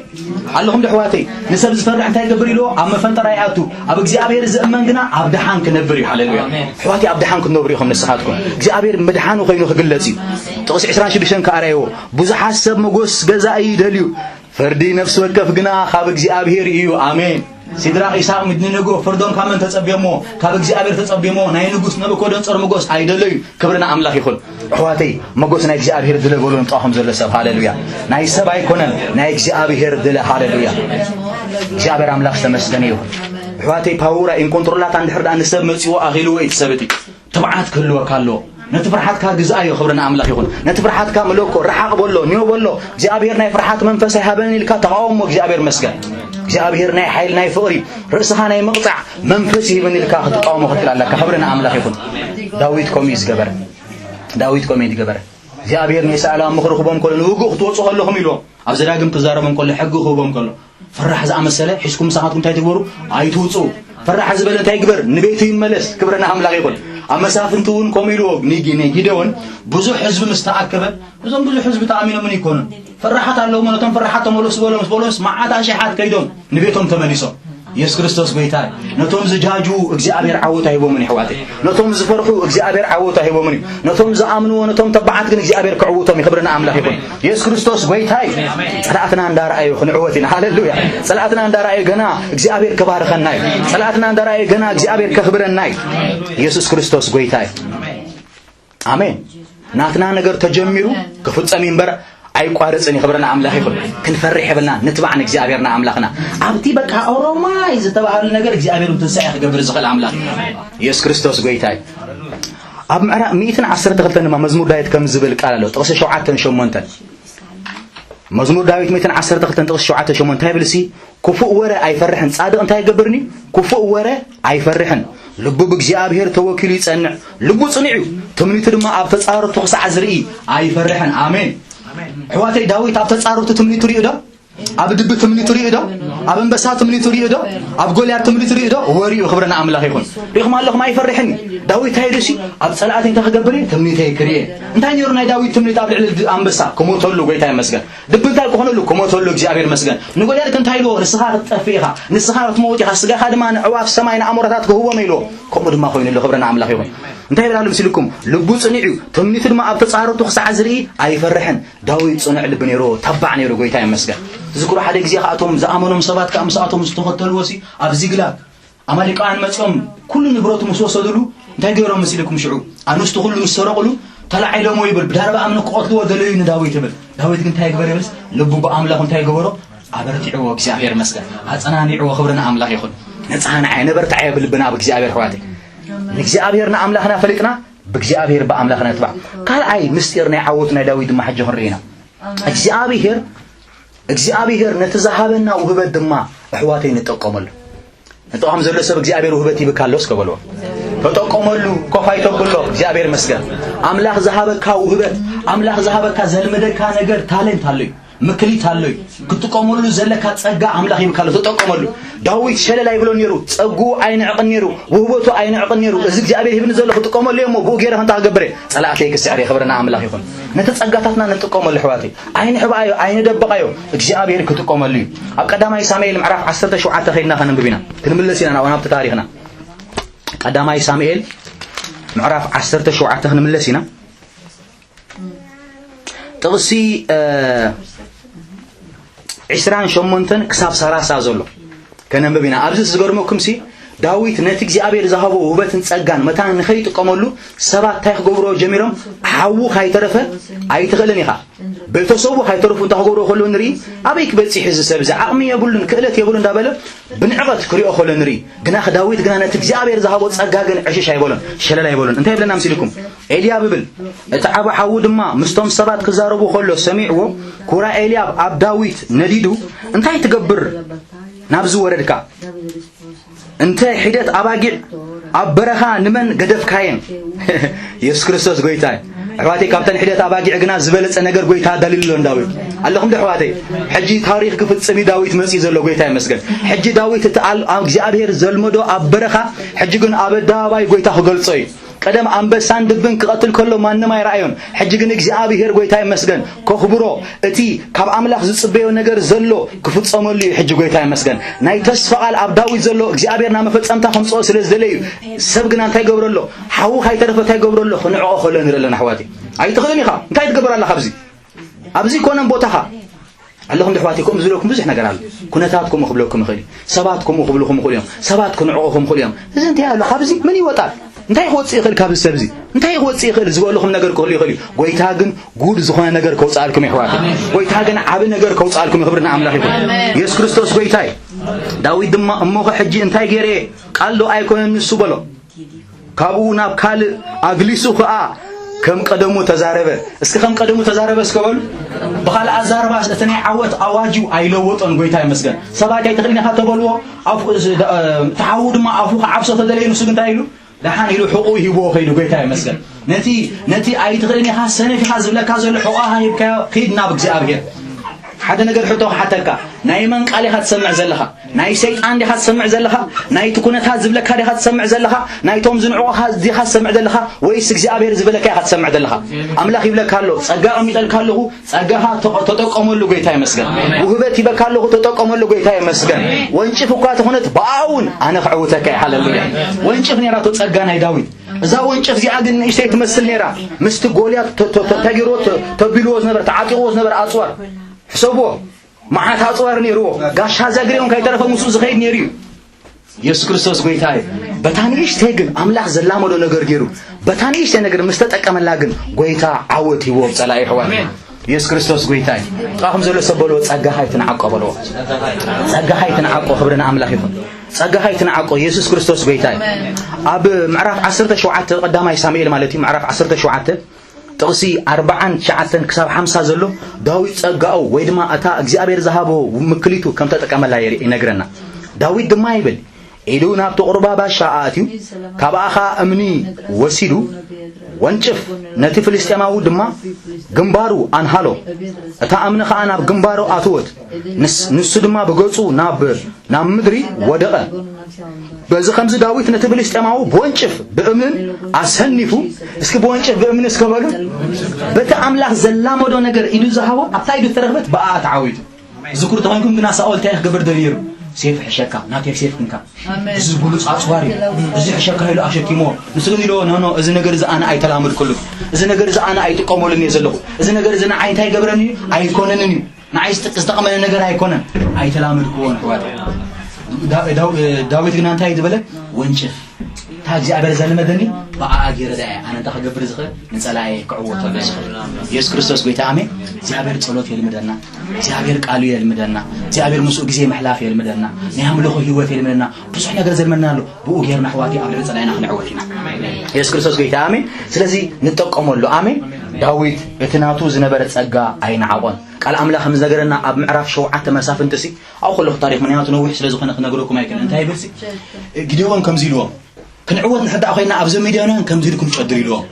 إكسي أبي هرن نسيف بدوني لكم شدروا بيتاي مسجد انتهي مالتي إكسي أبي هرسي نايجدون سيف متكام تغبري نهزبو خد حناي حواتي بتأبيدنا إكسي أبي هرزلو مسارح جرو نبزحات نبرخت كمان لا حال اليوم سلزي جدون انتهي مسيركم بعلو شدر تايلس سيف جدون ده أول مغنياتو عاملة نزاسي فزي أبي ده بن الله بقى جرد ما أنا تغبري مدحان قبل الحزب كمان زين نموسي انتهي جرلو أبي كان تعالوا له بترلو حواتي أبيدنا علو يتسقى بيتاي مسجد علو يسيف بيتاي مسجد علو يونشف بيتاي مسجد زلا مدنا نجر علو نتقوم اللي خبرنا عاملة يخون نيشتهي تخون تتكم الله نبزحات نبرخت إكسي أبي رخ جبرك نبيتون مهنات بيتها تتكم لك هذا الدنيا حتى تقصي سلازة حسب إذا أمبيبنا دحرنا بتسالساي حسب مستيرنا عوتنا داويد من كيجنا أم السالي معرف عصرت شمونت تقص عصرت ديشته خمس بالقالو مسالي معرف عصر شمونت تقص عصرت ديشته انتهي بالمسيلكم نسببول وهبتو مجدي يرحبلو ناب عبيت خا يتو اسكن نسب وهبت يرحبلو مجد اسكبل يخمال لهم أملاك ذهبنا وهبت هاللي التوبتنا عند حتى تكملنا تحجبري ما قد تحجبرنا كرحبلنا كخفتلنا نبزبلت الدرجة ليفل كسهجرنا يمالت يسوع كريستوس بيت آمين أبكرني كبرات سبعة دماء يؤمن يبي داوود قدم من ثانيرو تاون شفاية تكمل خلوا جنا واسانيرو استنع السبنيرو بيتو سوي ينعقوا كل ينعقوا واسع إذا أبون تايبلونيرو تحجبر المسيح الصغار نتنا باقي انتهت قديف كان المسيح بدحري نقول يا مسقطولوجن تاون شوف مستقام لاجن تايبل نجوس جنايبل نجوس ساول أبكر من نجوس ساول فتونا برا مجوس رخبة قبل عليه حلقة سراويت ما تايجوا يبل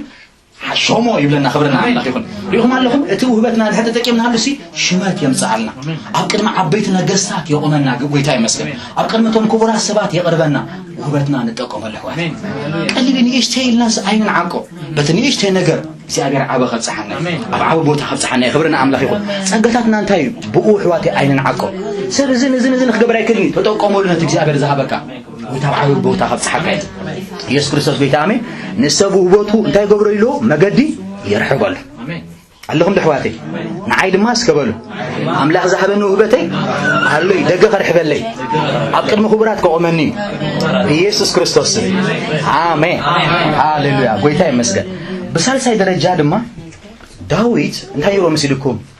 مستوعال نيرو صلاتن من نخاتل مستوعال نيرو داويد حدا خبتي عوض ذهبوا بالصلاتاي مستوعال حجز مستوعال زبل بزح حسابي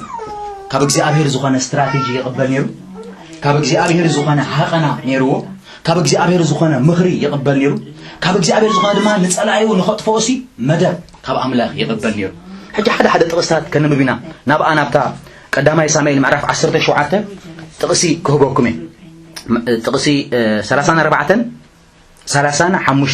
አንበሳን ድብን ከመይሉ ከም ዝቀተለ ኣው ይነግረና እግዚአብሔር ዝሃቦ ምኽሪ ጥበብ ምስተውዓል ከመይሉና አንበሳን ድብን ከም ዝቀተሎ ኣብዚ ቃል እዚ ይነግረና ቀዳማይ ሳሙኤል ምዕራፍ 17 ጥቅሲ 34-35 ዳዊት ከኣነ ሳኦል ይብል ጊልያኻ ኣባጊዕ ኣቦኡ ይጓስ ነበረ አንበሳ ወይ ድቢ ካብቲ ሞጋሳ ሓንቲ በጊዕ ምስ ወሰደ ድማ ኣነ ደድሕሪኡ መጽኤ ይቀትሎ ካብ ኣፉውን እግድፎ ነበርኩ ስለ ድሕሪኡ መጽኤ እስከበሉ ስለዚህ አንበሳ ቆጥቶ ሆሎ እንታይ ምስተውዓል እንታይ ጥበብ እንታይ ስትራቴጂ ነይሮ نمبسا تقامو تخينكا بقدميتي تموصنيخا اللهم دحوالي بقدميتي تمصيخا اخي لكا مخنياتو تاخبري حيزو غطفاكاي ግን እሱ ግን ታይገበን ይሩ አስተውዓለ ስለዝነበረ አብትውጉ አምላክ ስትራቴጂ ይገበን ይሩ መደብ ይገበን ይሩ ከመይለን አንበሳ አትሎ ይሎ ድድሪኡ መጽይ ድድሪኡ ሕዛብ ቢለ አብታ ኸውዱ ታይቶ ለየር ማለት አብታ ኸውዱ ካራዲ ወይ ኩናት ይሽغተሉ እግዚአብሔር መስገን ኢየሱስ ክርስቶስ ጌታ አሜን ግን መስጎልያት ከሆሙ ደገሩ መስጎልያት ግን ድድሪ መጽይ ተዋይጉ አይኮነ እንዳይብል ጎልያት በቅድሚት ሞጾ ዳዊት ጋር ታይገሩ ናብቱ ጎዩ ይብለና ናብቱን ጎልያት ዘሎ ቦታ ጎዩ ንቅድሚት ገጹ ዳጎዩ ይኸደው ረህቅ ኢለ ድማ አይቀርቦን ወንጭፉ እንታይ ገይሩ ማለት እዩ አዳልዩ ኣብ ግንባሩ ወቂዑ ማለት እዩ እዚ እንታይ ዘና ዘሎ ሕዋቴ ስትራቴጂ ካብ እግዚአብሔር ንቅበሎ መደብ ካብ እግዚአብሔር ንቅበሎ ጥበብ ምስተውዓል ብኡነቶን ውፅኦሞ بطبب تمرحنا وقنا نواقع أمو عود ما እግዚአብሔር كعوتنا ኢየሱስ ክርስቶስ ጌታ አሜን تقصخبكم ምሳሌ ምዕራፍ ቂስራ ጥቅስ 18 ምሳሌ ምዕራፍ ቂስራ ጥቅስ 18 ዳዊት በሃቀና እግዚአብሔር ብናይ እግዚአብሔር ጥበብ ወጉኡ ዝዋጋዕ ነይሩ እንታይ ብል መስልኩም አው ሃቀና ብምኽሪ ይጸንዕ ኢልዎ በጥበብ ተመሪሕኻ ተዋጋዕ ይብለና እስኪ በጥበብ ተመሪሕኻ ተዋጋዕ እስከሆነ ይኹም ኣለኹም ዳዊት ጥበብ ነይርዎ ነንበሳ ቆትሎ ከሎ ብድሕሪኡ መጽ ይዋግኦ ነይሩ ወልያድ ቆትሎ ከሎ ግና በቅድሚ መጽ ተዋጊኡ እግዚአብሔር መስገን ኣሕዋቲ ኣብ ትውግና ድማ ክንቃለስ ኮለና ውግና መሪጽና ንዋጋዕ ኽብርና ኣምላኽ ይኹን ገሊገሊ ድማ ኣሎ ውግእ ዘይጣመና ውግእ ኒው ንበሎ ኽብርና ኣምላኽ ይኹን ንሕና ምስ ደምን ምስ ስጋና ኣይንዋጋዕ ኣይና ኽብርና ኣምላኽ ይኹን ምስ መናፍስቲ እከይ በቲ እግዚአብሔር ዘህበና ስትራቴጂ ግን ንሆ ጽኑዕ ዝኾነ ብርቱዕ ዝኾነ ኣጽዋር ናይ ጸላይ ከነፍርሶ ኸንዕኑ ንኽእል ኢና ብኢየሱስ ክርስቶስ ስም ኣሜን ድሕዋቲ ክብርና ኣምላኽ ይኹን ሕጂ ድማ ሓደ ጥቕስታት ክህበኩም እየ بمستوعب علي أتوني وصن منبارو أب قدامي ساموئيل معرف 18 قدامي ساموئيل معرف 18 تقصي 5 بمستوعب علي أتو منبارو بمستوعب على እግዚአብሔር ወጽኝ أتو منبارو أتو وقو انتي بلسي داويد كا ساول أبز سيدو كله بمستوعب علي وصن نبره نبي دسدون يرو داويد ساول وقي دسدون يرو حكيدو حلقة سراويت يغيرو زلو نخواغا مس فلسطيمان كله خلو بمنتاي غبرون يريلنا بمستوعب يغبرو نبره توسخ تقصي 14 أوت معرف 18 تقص 14 داويد دما أب كل مقدو أستوعب نبرمو እግዚአብሔር ከአመሱ ነበረ አሜን ጌታ ይመስገን አሜን ደፋቲ በመስተዋል ታአትና ተወጻና አምላክ ምሳና ከሆኒ ማለት ነው ተቀሳ 15 ከአምሮ ሳኦል ድማ አዚው አስተውዓለ ከም ዝኾነ ምስራአይ ንዑ ፈርሖ ጌታ ይመስገን ሰብ ድማ ፈርሐና ያስተውዓል ተቆይና አሜን ደፋቲ በፍርሓትኩም ማለት ነው ማለት ኽብርና አምላክ ይሁን ተቀሳ 30 ከአነ ምባኻ አባብታ ማዕራፍ ሽዑ ሽማምንቲ ፍልስጤማውያን ወጹ ኮነ ድማ ብዝወጹለን መጠን أب كلهم قالوا ساول داويد أستوعب نبرمو سموخا عزيو خبرنا أملاك يقول تقول لكم بمستوعب زاتو زوت نبري زابير كأخبيرو زابير كأباري هو نزبزي برابع عيد درجة خاني مستير عوض ناي داويد انتهى نيرو برابع عيد درجة خاني وق عم بسان دبن قولي لازم أسألو كل ساعة دلو نيرو داويد كل ساعة دلوات نكونا لنا كل جزء استدلنا نقول أمين دحواتي ريهم اللهم بزحتهم كريستيانات تايجور مسيلكم وقم مسمى شعوه تصلي يجمروا وقم مسمى حجنا بيت أملاك نجيب وقم مسمى حجنا نسألني وقم مسمى اسكي حج قال أملاك كنبب أيقونا تدالي خاص نحب ويتاي مسكن اللهم دحواتي كل جزء صلي تخينا نزجاجو كل جزء قال أملاك نبب سبات نقول أب جزء مكرنات راينا أملاك هيندليو أب جزء شجرنات راينا أملاك هيندليو أم بساند بنت مسمى شعوه جيتا هوي أينبل أقدمنا سرحنا ننصامو بدحري እግዚአብሔር ትሪውهم قلطيفو عود كبرنا هاليلويا امين دحواتي ስለዚህ ድልዋፍ መካን ክንኮን ድማ ኣብ ኤፌሶን ቃል አምላክ ይነግረና ከምዚል ኤፌሶን ምዕራፍ 6 በዘሎ አጽዋር አምላክ እንታይ ግብር ይዝብል ይበሱ ክብረና አምላክ ይሁን እስከነንብብ እስከ ኣብ ኤፌሶን ምዕራፍ 6 ካብ ጥቅሲ 13 ክሳብ 15 ዘሎ ኸንብብና ስለዚህ በታአኪት መዓልቲ እኪት መዓልቲ ትመጽ አሕዋቲ ኣለኹም ደሕዋቲ تمتي أكيد معلت أم بس عند بنز مسألة غوليار مسألة جزء لا كل جزء بتأكيد معلتي مقوام أنت خد كل جنا كل مسألتكم دما دو مثلا كتب لسي بزلوا أسوار أملاك لبسوا آمين أسوار أملاك بمتى ينلبسوا على جزء أبير جزء بموسى بس جزء أبير بصورة بمقرأ كل بس استجازا جو هيوت كلنا كغلالو تقص 14 خرايو دقيم حقوقهم بحق تعاطيكم درع صدقون تخدينكم تايغبروا دوغلو قوموا ጥቕስ 15 ኻራይዎ ነቲ ናይ ወንጌል ሰላም ምድላው እስከበሉ ዘጋልወና ማለት እዩ ኣብ ኣጋርኩም ካብ ኣሳና ኣቲኹም ደው ንበል ሕዋቴ ተዳለና ንኾይና ጎልያድ ምስ መፀ ዳዊት ድሉው ነይሩ ድብ መፂኡ ዳዊት ድሉው ነይሩ ኣንበሳ መፂኡ ዳዊት ድሉው ነይሩ ዝገርመኩም ስንታጓሲየን ኮለስ ሃንደበቲ ኣንበሳ መፂዎ ሃንደበቲ ድብ መፂዎ ዳዊት ግና ሰዳለዎ ነይሩ ጎይታ ይመስገን ተዳለና ንኹን እሞ ጎይታኻ ኣብ ኩሉ እግዚአብሔር ዓወት ክህበና ኣሜን ብሓምሻይ ደረጃ ኣሕዋቴ ምስጢር ናይ ዓወቱ ትክክለኛ ዝኾነ ኣመለኻኽታ ይሃልወና ትክክለኛ ኣመለኻኽታ ይሃልወና ከምታ ኣምላኽ ዝሪኦ ንርአዮ ኣሕዋቴ ዳዊት ንጸላዩ ክሪኦ ከሎ ከምታ ኣምላኽ ዝሪኦ ይሪእዎ እስራኤላውያን ግን ጎልያድ ምስ ረኣይዎ እንታይ ኢሎም ኦሮማይ ኣኺድናዩ ኣንበሳ ምስ ዝመጽእ ግን እንታይ ኢሎም እቶም ፈራሓት ግና የለናን ድብ ምስ መጸ እንታይ ኢሎም ግና የለናን ዳዊት ግና እንታይ ዝገብር ዝነበረ ልክዕ ኣመለኻኽታ ናይ እግዚአብሔር ነይርዎ ንዳዊት ንጎልያድ ርእሲ ከጥፎ ይኽእል ክስዕሮ ይኽእል ዝገርመኩም ሓሙሽተ ግዜ እንታይ ብሎ ምስልኩም ናይ እግዚአብሔር ቃል ፍልስጤማዊ ኢሉ ንዕኡ እኳ ዳዊት በቃ እግዚአብሔር ስንታ ገብረ ኣብ ኢደይ ክህበኒ ምክንያቱ ኣብ ኣምላኽ ተኣሚነ ኣለኹ ክልተ ግዜ ካ እንታይ ኢልዎኻ ዘይጉዙር ካ ኢልዎኻ ዘይጉዙር ማለትስ በቃ እዚ ኣብ ኢደይ እግዚአብሔር ታክገብር ይሕሊፎ ክህበኒ ሪኢኹም ኣለኹም ኣነ ብዙሕ ዶክሜንታሪ ሪኤ ስለ ዝኾንኩ ሓርማዝ ድሕር ሪኢኹሞ ኣንበሳ እንዳጎዘመን ሓርማዝ ድሕር መፂኡ ሓርማዝ ይሃድም ሙሉእ ሓይሊ እኳ ተለዎ ሓርማዝ ንኣንበሳ ንኽጭፍልቆ ሓይሊ ኣለዎ ገጅፍ እዩ ሓርማዝ ግና ኣብ ምሩኡ ግና ሓርማዝ እንታይ ዝርኢ በቃ ኦሮማይ እዚ ኣንበሳ ዝመፂኡ ንዕኡ እንታይ ክኾነ ኣነ ምግቡ ክኾነ እንጌሩኡ ክኾነ ኢሉ ስለዚ ሓስብ ኣብ ምሩኡ ኣመለኻኽቱ ጽቡቕ ስለ ዘይኮነ ሪኢኹም ኣለኹም እንታይ ዝገብር ይሃድም ኣንበሳ ከዓ ንሓርማዝ ክሪኦ ከሎ እንታይ ዝብል እዚ እኮ ምግበ እዩ ገጅፍ ዝኾነ ኣላ ብራቸ ገይረ ሕጂ እታ ክገብረ ክበልዖ እየ ጎይታ ይባረክ ቆራሪፀ ዘንዚነ እታ ክገብረ ክበልዖ እየ ስለ ዝብል ሪኢኹም ኣለኹም ድራሪ ክኸውን እዩ ስለ ዝብል እንታይ ይገብር ኣይፈርሕን እዩ ማለት እዩ ሃንዲዱ እዩ መውፅእ ማለት እዩ ኢየሱስ ክርስቶስ ጎይታ ካሌብን ኢያሱን ማኹም ደይኮነን ገይሮም እንታይ ኢሎም መሲልኩም ነታ ሃገር ነቶም ንጉዓት ነቶም ነዋሕቲ ደቂ ዓናቕ ምስ ረኣዮም ሲ ንኽእላ ኢና ኢሎሞም ጎይታ ይመስገን ኣምላኽና ምሳና እንዲ ንኽእላ ኢና ንኺድኣ ንውረሳ ኢየሱስ ክርስቶስ ጎይታ ድራርና ክኾን እዮም እንጌራና ክኾን እዮም ኢሉ ኢየሱስ ክርስቶስ ጎይታ ኣመለኻኽታና ጽቡቕ ይኹን ኣሕዋቴ ጎልያድ ድራርና ክኸውን ኣንበሳ ድራርና ክኸውን ድብታ ድራርና ክኾን እዮም እግዚአብሔር ሕሊፉ ክህበና እዩ ኣመለኻኽታና ግን ከነዕርዮ ክንክእል ኣለና ከምቲ እግዚአብሔር ዝርዮ ነቲ ዝመፃና ዘሎ መከራ ነቲ ዝመፃና ዘሎ ውግእ ነቲ ዝመፃና ዘሎ ፀባ ብዒንታ ኣምላኽ ንርአይ ኣሕዋቴ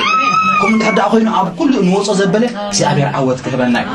عندنا تعيد دخينا زلوا سجانا دم طعي خوني بلنا سأبير كان عندنا حمد دخينا جن أورما يلنا مالت حواتي أما لخاتنا نتصنعيه أما لخاتنا طعي خون طبعا عصرت سليت جن كريم اليوم كيدو نتعمل دريت صبغتي أمس ولو بدحري جن كامله حيالات جانا لك عنا بنا له أين خلوا مينا رغم لهم الرأي يمسي أين خلينا أين وزعينا بق أين خلينا زميل يروه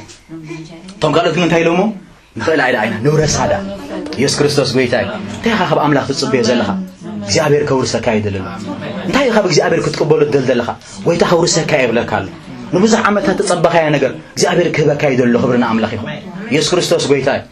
ግና እንታ ክንገብር ከለና አሕዋቴ ጥዑይ ዝኾነ አመለኻኽታ ይሃልወና ጥዑይ ዝኾነ አረአያ ይሃልወና ጎይታይ መስገን ቀጽልና ድማ በሻርሻይ ደረጃ ከአኒ ምናልባሽ እዚ አድማ አዝያ ደስ ትብለኛ ዛሻርሰይት ድማ በጣም ደስ ትብለኛ ምክንያቱ ምናልባሽ ታቀንዲ ምስጢር ናይ ዓወቱ ነራክ ትከውን ትኽእለና ይታውት سلمان تيام سلكم نجزابيهر نعمله كل ساعة ملو بملو مدقاف أب عمله ملو بملو أب جزابيهر موكال داوي بملو زمانه تلاميذ أمين حواتي طاهم زلوا سكم زبلوا أب عمله كاملو بملو تعمم بلو ملو بملو أب عمله كتدقف ملو بملو أب عمله كهيوت كاسي نجزابيهر ملو بملو حبا كبرنا عمله يخون سلزي نبتانا مبقسي تقصنا حواتي كنملسينا قداماي سامعيل معرف 10 شوعته قص 30 شوعته انت مجمريا زنببنا تازبلا خيدنا اسكنا نببا قداماي سامعيل معرف 10 شوعته قص 30 شوعته تايل مسيلكم داويد دما اتي خابيد انبسان كابيد دبن زدحانني اغزابير اسك زدحان اسكبل مسال من يدحينو زدحان اغزابير نسو خابيد زي فلسطيماو زدما كدحنني يو دغف املاح توكل تاب املاح بقى خدتني املاح سي بقى يوكل انا يا اموني كبرنا املاح يكون غلغله تقصታ ስለትናይ ዳዊት ነበረ توكل ተደخبكم አቃል እግዚአብሔር ይሁን አለሁም አብ ኃይል ናይ ስጋ አብ ኃይል ናይ ሴፍ ናይ ሰው ላይ ኮነ ዝር ነይሩ ና አምላኽ ወይር ነይሩ ዳዊት ሃድማን አምላኽና ንራይ አሕዋቲ መዝሙር ዳዊት ምዕራፍ 10 ጥቅስ 7 ድማ بسم እግዚአብሔር ይውከል መንባሩ ንስም እግዚአብሔር ዳዊት ይዝክሮ መንባሩ ናይ እግዚአብሔር ቃል ይነግረና መዝሙር ዳዊት معرف إسرا تقص شوعتن شمونتن كم زيبل قالي أتوم بل اسكي قالي أتوم سكبل مسار أنا قل جاكر مسكنكم يكون كنامي اليوم سلا قالي أتوم كهلوت يوم مالد قالي أتوم بل بسرق اللاتات قالي أتوم بفراسي أمنو نحنا قنا آمين سكن نحنا قنا سكبل نسم እግዚአብሔር አምላኽና خنذكሮ ኢና ንሳቶም ደኒኖም ወዲቆም نحنا قنا دلدينا نقوم آمين እስከብራ ሀቦስ ከነ ጎይታ በሰዓት ሃሌሉያ ክብር ይሁን ነው ጎይታ ሃሌሉያ ኢየሱስ ጎይታዬ ስለዚህ ቋቴ ናይ ዳዊት ምስጢር እዚ ነሩ እንታይ ነሩ በቃ نحنا قنا ደውላን ከዳ ንምንታይ ምክንያቱ ከማዓቶም አፍሰረገላታት ኣብ ካለ ኣብ ሴፍ ኣብ ፍራስ አይኮንና ንእመን ንስም እግዚአብሔር አምላኽና نحنا ንዝክሮ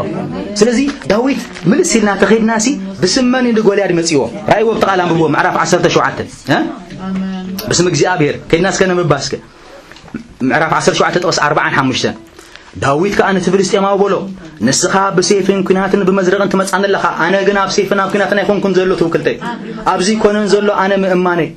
أنا جنا بسم እግዚአብሔር ጎይታ ሰራዊት እተንስኻ ተባጭ ሁሉ ዘለኻ አምላክ ጭፍራ እስራኤል እመጻካ አለሁ አሜን ኩነታትኩም ጸባኹም ሽጉርኩም ሕዋተይ بسم እግዚአብሔር መጽዎ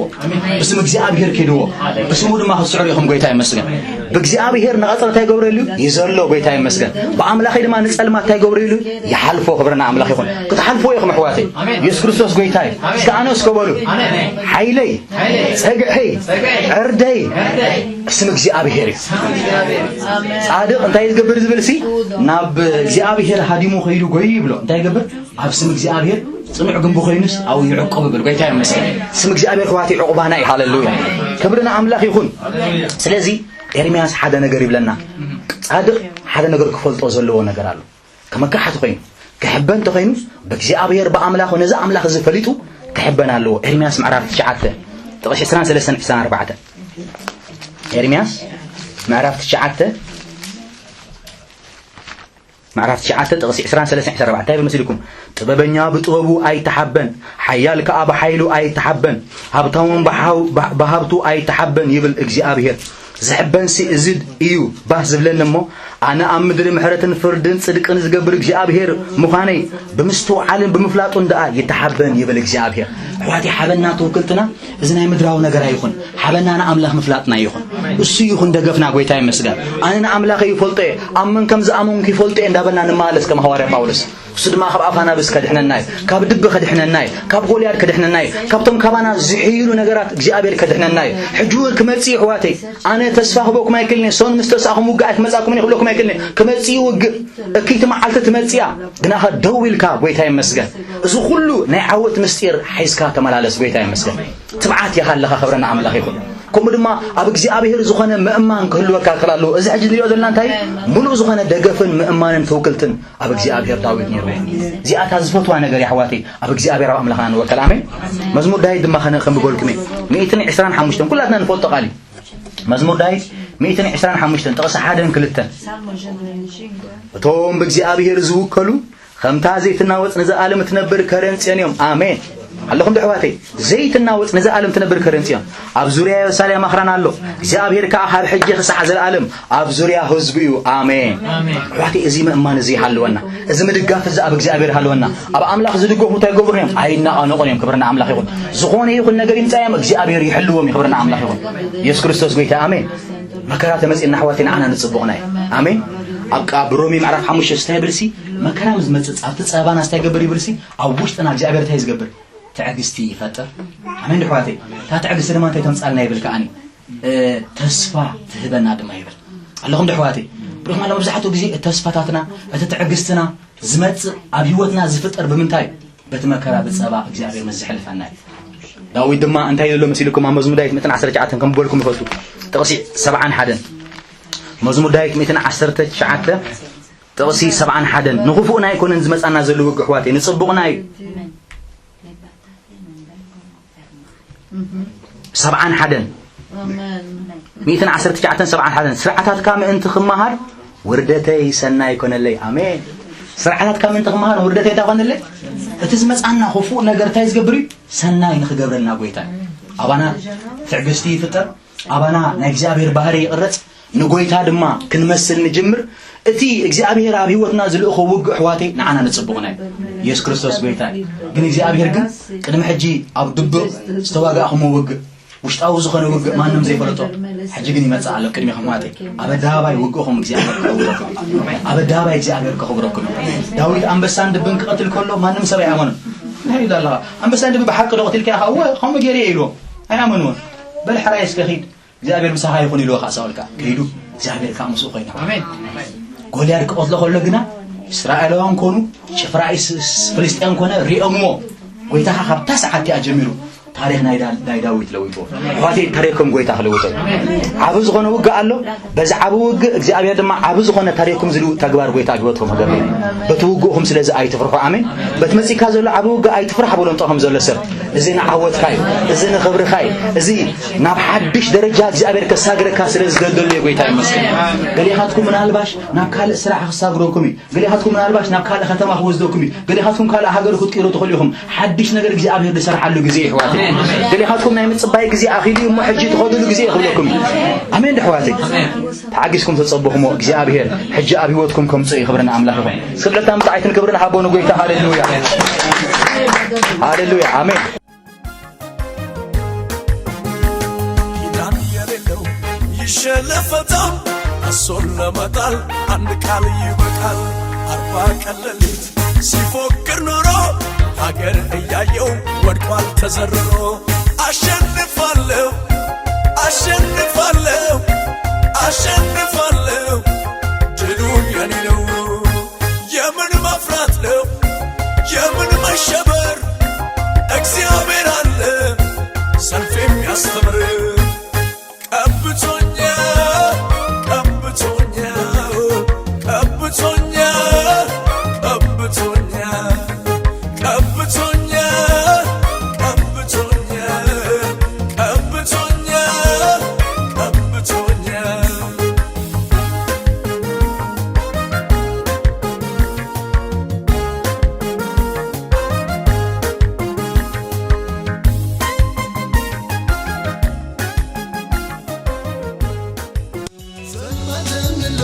زمدن